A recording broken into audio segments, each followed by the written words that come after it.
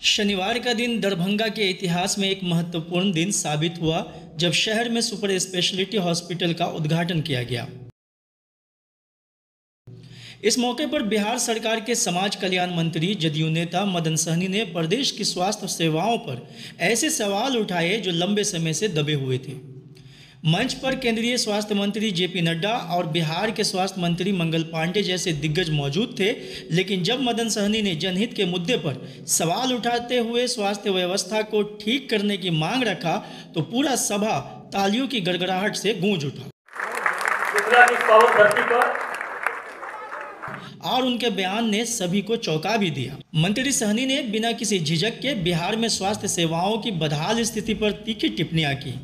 उन्होंने दरभंगा के मरीजों की स्थिति का जिक्र करते हुए बिहार के स्वास्थ्य मंत्री मंगल पांडे से आग्रह पूर्वक कहा कि पटना से भेजी गई सुविधाएं यहां के मरीजों तक नहीं पहुंच पाती। इस ओर ध्यान देकर एक ठोस नीति बनाने की जरूरत है। मंत्री मदन सहनी का यह सवाल सिर्फ स्थानीय अधिकारियों या अस्पताल प्रबंधन पर नहीं था, बल्कि बिहार की पूरी स्वास्थ्य व्यवस्था पर एक गंभीर टिप्पणी थी। उन्होंने स्पष्ट किया कि पटना से जो भी सुविधाएं भेजी जाती है उसका सही फायदा दरभंगा में मरीजों को नहीं मिल पाता है। उन्होंने यह भी बताया कि अक्सर दरभंगा के मरीजों को बिना किसी ठोस कारण के पटना रेफर कर दिया जाता है। उन्होंने कहा कि डीएमसीएच से पटना रेफर किए जाने वाले मरीजों की हालत देखकर लगता है कि उनकी स्थिति यहाँ भी संभाली जा सकती थी, फिर भी उन्हें पटना क्यों भेजा जाता है। साथियों, आपने स्थल निरीक्षण किया है, लेकिन हम लोग एक बात हमारे जो स्वास्थ्य मंत्री जी हैं बिहार सरकार के, उनसे हम लोग निवेदन करना चाहेंगे।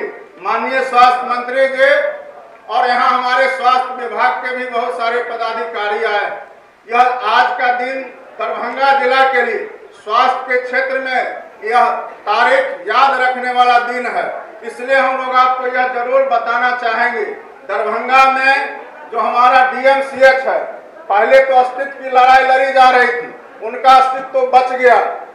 अब हम लोग आग्रह करेंगे यहाँ के तमाम जो स्वास्थ्य सेवा से जुड़े हुए लोग हैं, हमारे चिकित्सकगण हैं, कि आपने डीएमसीएच का तो अस्तित्व बचा लिया, लेकिन रोगी का भी इलाज सही ढंग से हो, इसके लिए भी हम लोग को जरूर बात करने की आवश्यकता है।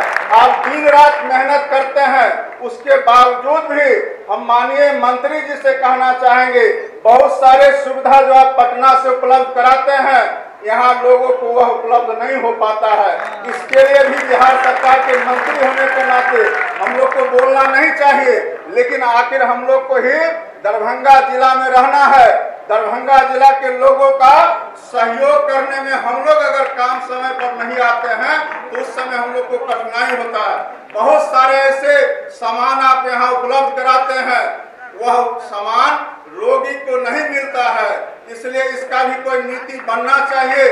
जितना सामान आप यहाँ उपलब्ध कराते हैं वह लोगों को मिल पा रहा है कि नहीं मिल पा रहा है, यह देखने की आवश्यकता है।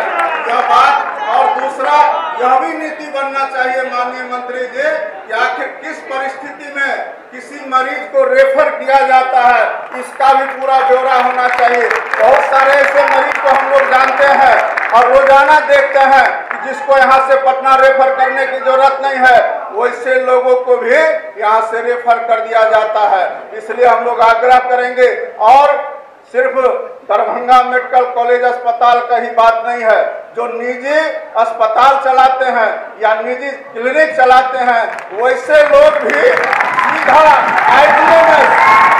आईजीएमएस में रेफर करते हैं। हम लोग यह जानना चाहते हैं कि आखिर मरीजों को पीएमसीएच में क्यों नहीं रेफर किया जाता है।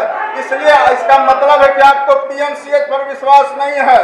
आप डॉक्टर का पुर्जा चेक करिए, एक भी डॉक्टर पीएमसीएच रेफर नहीं करते हैं, सीधा आईजीएमएस रेफर करते हैं। और आपको भी मालूम है कि आईजीएमएस में मरीजों को भर्ती कराना कितना कठिन काम है, वहां बेड का कमी है। इसलिए हम लोग आग्रह करेंगे कि मरीजों के हित में भी हम लोग बड़े बड़े अस्पताल खोल रहे हैं, लेकिन लोग को सुविधा हो और कहीं कोई कठिनाई नहीं हो, इसके लिए भी सरकार स्तर पर स्वास्थ्य विभाग के यहाँ आप खुद मालिक बैठे हुए हैं, इसका नीति बनना चाहिए और मरीजों को ज्यादा से ज्यादा सुविधा बहाल हो, इसके लिए भी काम होना चाहिए।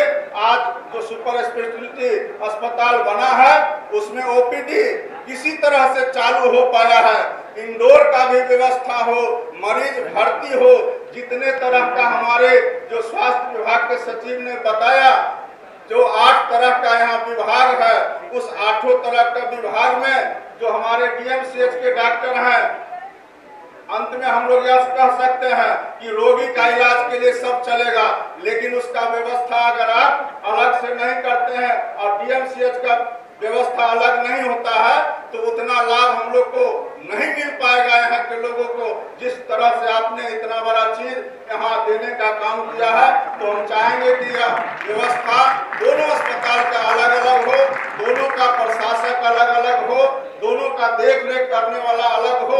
और इतना बड़ा जब अस्पताल है तो कोई सक्षम आदमी को आप जरूर अधीक्षक बनाने का, प्रिंसिपल बनाने का काम करिएगा।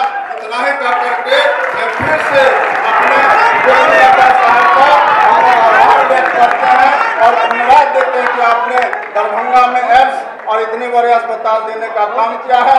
आदरणीय मंगल पांडे जी स्वास्थ्य के क्षेत्र में सिर्फ दरभंगा नहीं बल्कि पटना और दुनिया का सबसे दूसरा अस्पताल 5462 बेड का पीएमसीएच में बना रहे हैं। इसके लिए भी हम लोग पूरा उनका प्रशंसा करते हैं और धन्यवाद देते हैं और यहीं पर अपनी वाणी को विराम देते हैं। बहुत बहुत धन्यवाद।